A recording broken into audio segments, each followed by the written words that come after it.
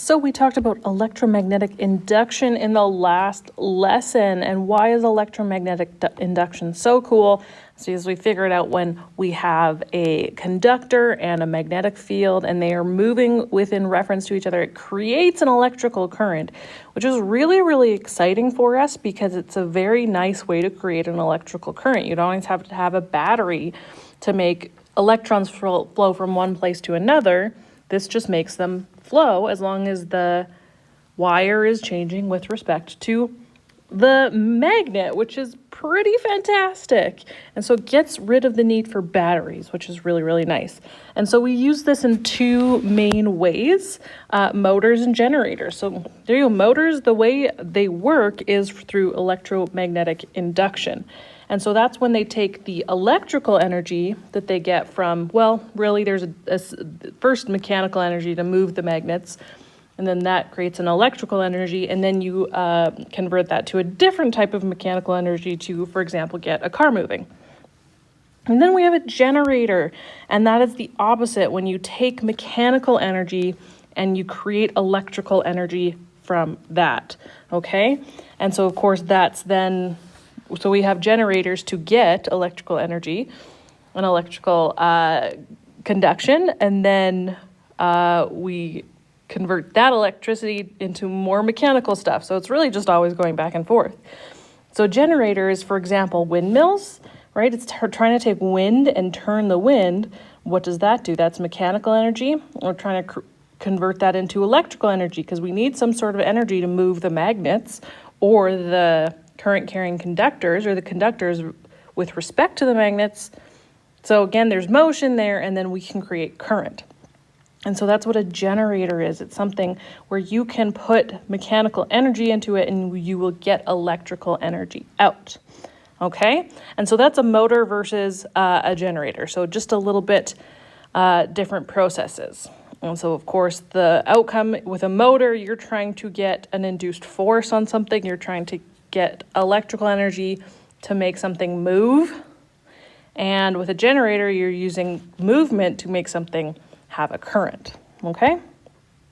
And so, of course, again, this is motor, and this is a generator.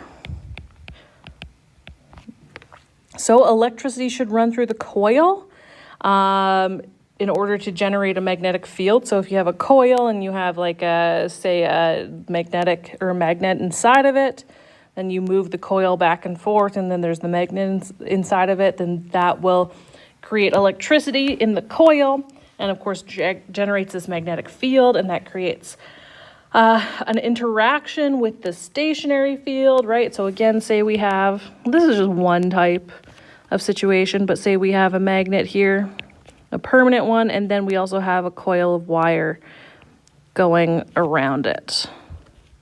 Okay? And so that would then create, if you just move this coil back and forth, right, that's going to create a current in the coil. And then, of course, that will cause motion because then we can use that to power something, okay? Generators is basically the opposite. You have the wire and coil inside the permanent magnetic field. You use mechanical force to cause the coil to rotate. And then, of course, that will induce current that you can use for probably moving something or lighting something up. But basically, that's kind of what we have going on with motors versus generators. So they're really just the exact opposite of each other. Okay?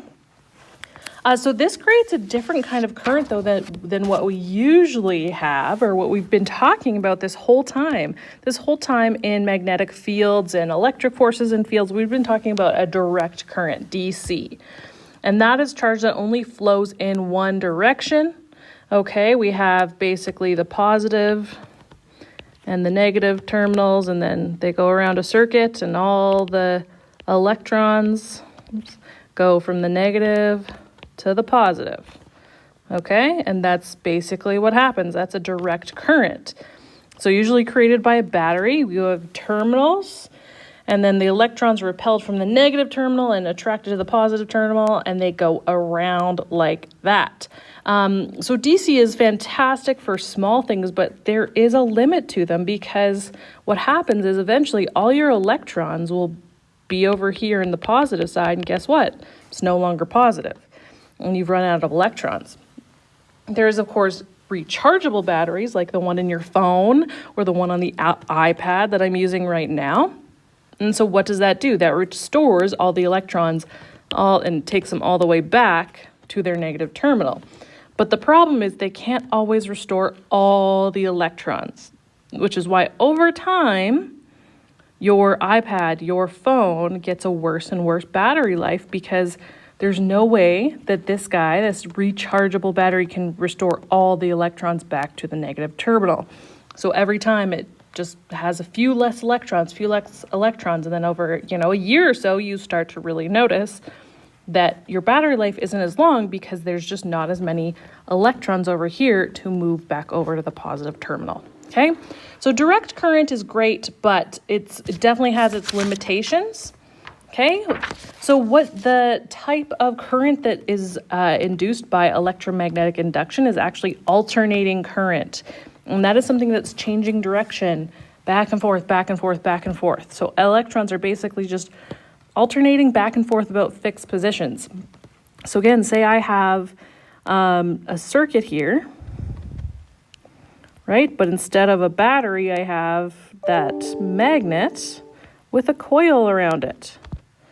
Okay, and so what will happen there with our electrons is they'll just kind of be here, and then they'll move back and forth, because of course we're going to change the direction of this coil, because guess what this coil is doing? Going back and forth and back and forth and back and forth, or around and around and around.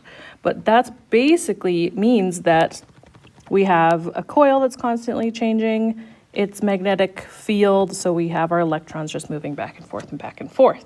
And that does count as current, which is really cool, because then we don't really need electrons to actually flow over long amounts of space. We just need them to move back and forth, and then we make that happen over large distances. So that's pretty fantastic. So the polarity of the voltage just continues to reverse, right? Where the electron flows one way and then it's flowing the other way. And so, of course, the polarity of this electromagnet down here is then changing its polarity all the time, okay? And so this is actually how all our electricity works. This is how our light bulbs work. This is, you plug something into the socket, it's giving you alternating current, usually at about 120 volts in North America, which is it's double than that in Europe. So by the way, if you ever go to Europe, please get a voltage adapter, or if you don't, you will break your hair dryer. I know that from experience. So please get voltage adapters. They're really, really important, because our stuff over here is only meant to deal with about 120 volts, and stuff over in Europe is meant to deal with 240 volts. So voltage adapters are very, very important, okay? So again, let's just compare these. What's the good things about DC versus AC? Again, DC can't be transmitted at high voltage in populated areas. It's way too dangerous, okay? And also, there's a lot more energy loss in it. So it leads to large heat losses, because the more you move electrons to one place, again, you actually have more movement, and it's going to take away more energy due to heat. But with alternating current, it does not generate as much heat, okay? And so since it can't be transmitted at high voltage in populated areas, when you make the voltage smaller, you make the current larger. And actually, voltage isn't what really hurts you, it's current. And to have a really high current is really, really bad for you. To be able to be electrocuted with the high current is actually worse than being exposed to a high voltage, okay?